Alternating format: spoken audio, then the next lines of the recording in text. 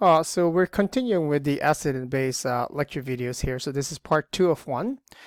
So we're still doing some math. So in this case, we're going to be calculating the pOH of a 0.02 molar sodium hydroxide solution.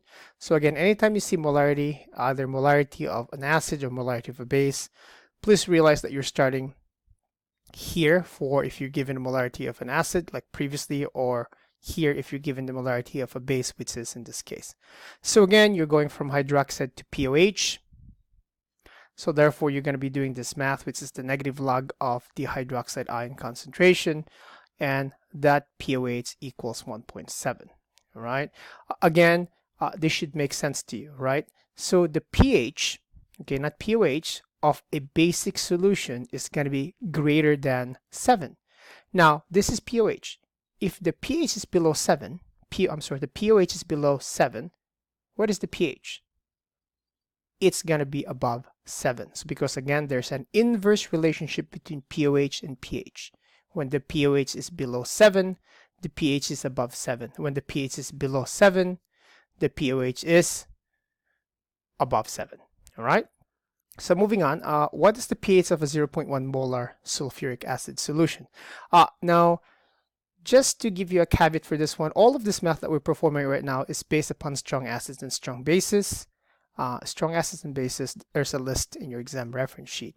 Now, there's a complication here. This is actually not true molarity. The reason why is, even though this is 0.1 molar, I don't know if you can see this, ladies and gentlemen, but there's actually 2 hydrogen ions.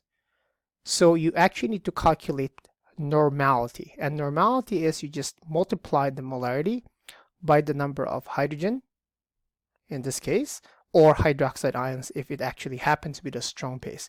Again, you can only do this if this is a strong acid and a strong base. All right? So very, very important rule. So the normality of this actual acid is actually 0.2, or the molarity, okay, is actually 0.2. Why? Because in solution, this strong acid gives you 2 hydrogen ions, which means to say that that's 2 multiplied by 0.1. But once you get this normality or molarity, it's a straightforward going to pH again. And you just take the negative log of this, which is 0.7. Okay, so let's go the other way. What is the pH of a 0.05 molar magnesium hydroxide solution? Again, this is a strong base. It has 2 hydroxide ions. Therefore, you have to take this number multiplied by 2. Okay, which is 0.1 molar. Okay. And obviously, if you take the negative log of this again, going to pOH, it's going to give you pOH of 1. So again, this is going to be in your, like a similar thing like this is actually in your exam reference sheet. Okay, so make sure that you're aware how to move from one unit to the other. Now we're going backwards. Okay, so now you're given pH, and now you're going to go back to hydrogen ion concentration or molarity. Okay. So now you're going backwards. Before you were going this way. Now we're going to be working on problems that goes the opposite way. Again, you just have to follow the math. It says hydrogen ion concentrations equals 10 raised to the negative pH. When you do this, make sure that in your calculator that you actually enclose the negative 2.5 in parentheses.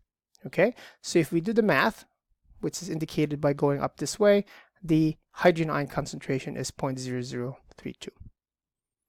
Similarly speaking, when we go from pOH to OH, it's the same thing. It's 10 raised to the negative pOH. Again, please make sure that you enclose this in parentheses, and the answer is 0.0000199. Now, this is going to be a pain because now you have to remember your scientific notation or your powers of 10 exponential notation. So you go 1, 2, 3, 4, 5, 6. So you have moved the decimal point 6 times. And we obviously need 2 significant figures. So that's why we have 2.0 times 10 to the negative 6. So now in a little bit much more complicated mathematical problems. So now we're going to be starting with some. Before we were just going one step, H plus or molarity of H to pH, vice versa, OH minus concentration to pOH. Now we're going to go at least 2 steps here. So here, first of all, you need to realize what's being given to you. So you're being given a base, and you're being asked to figure out the pH. Now the base, this base, gives you the molarity of a base. So you're actually starting here, okay? So obviously we're trying to go to here, which means to say that we need at least 2 steps. And these 2 steps, we can actually go from here to here to there, or from a different route, which is from here to here to there. Either way, it shouldn't matter. But the first complication is, again, this is raw. This is not the true molarity of the solution. Why is it not true molarity? It's because there's 2 hydroxide ions. So this is actually only tells you that the concentration of 1 hydroxide ion. So you need to do normality first, which is, again, you take the molarity multiplied by the number of hydroxide ion concentration. I actually made a mistake in this case. Magnesium hydroxide is actually not a strong base as far as I know, okay? But let's just assume that it's a strong base, right? So then from here, now at this point, you have the actual concentration of hydroxide ions. So now you have 2 options: go here to here, here to here. And the first one, you actually go this route first. So we're going to go from OH to POH, and OH to POH is the negative log of the hydroxide ion concentration, right? And it's not shown here. I don't know why. So it should be negative log of 0.04, which gives you 1.4. So now you're here. So the 1.4 means you're here. You still need to take one more step because you need to go from POH to pH. Now, pH and POH always has to equal 14, and in this case they actually show the shortcut. POH is actually 14 minus pH, so 14 minus 1.4 is actually 12.6. So that is how you went from here to there. So this is one route. You can also do an opposite way, which is you're going to go from hydroxide to hydronium ion concentrations, and if you go to here, you need to use this formula, okay, which is 1 times 10 to the negative 14 divided by the molarity, 0.04, gives us 2.5 times 10 to the negative 13. That, ladies and gentlemen, just gives you the hydronium ion concentration. We're not done yet. And then obviously from here to pH is just the negative log of the hydronium ion concentration. And again, the answer should be the same, 12.6. So either technique will get you the same answer. All right, a little bit much more difficult. The only reason why it's more difficult is it takes you more than 1 step. All right, now we're gonna go a little bit backwards again. Now we're gonna start here, POH of, all right, so POH of 12.4, and this time we're gonna go to this portion of this equation block. Again, we have 2 options: either go this way or go that way. Option 1, I am gonna go from here to there. So POH to pH, all right, is 14 minus POH is 1.6. Okay, from 1.6 to H plus, it's this formula, negative 10 raised to the negative pH, which gives you 0.025. So that's one option. Obviously, the other option is going the other way. So we're going to go from POH to OH minus, which is shown in this mathematical calculation here. That gives us this number. Right? We're not done yet because we need to go to H plus concentration. And again, we're going to go from here to here, which means we have to use this formula. And again, the answer is 0.025. So again, either way, this way or this way, will give you the same answer again. All right? So I hope that makes a little bit much more sense in math. And you're going to be doing a lot of that math in the future. So again, this math can only be applied to strong acids and strong bases. Okay? Which brings us to this thing called neutralization reactions. Neutralization reactions is when you add an acid and a base. All right? So you actually have here, I have an acid plus a base. You're going to get the salt and water. I always write water as HOH. It's to make balancing equations easier for me. Okay, so sodium chloride is called the salt. Now here's the problem. The pH that comes, even though it's called neutralization, the neutral pH, ladies and gentlemen, is 7. It depends upon how much acid and base you mix, right? So if I have more of this than this, obviously the pH is going to become acidic. If I have more base, the resulting pH is going to be basic. If I have equal amounts, all right, equal concentrations, you're going to get a neutral pH. All right, so it always depends upon the strength of acids and bases. All right, so the way that you figure out what, okay, especially if not equivalent amounts of acids and bases are added, is by using this formula, which is the dilution formula. C is concentration, V is volume, and make sure that the volumes are always the same. So if this is in liters, this has to be in liters as well. A is just for acids and B is just for bases. The concentration, however, always has to be normality.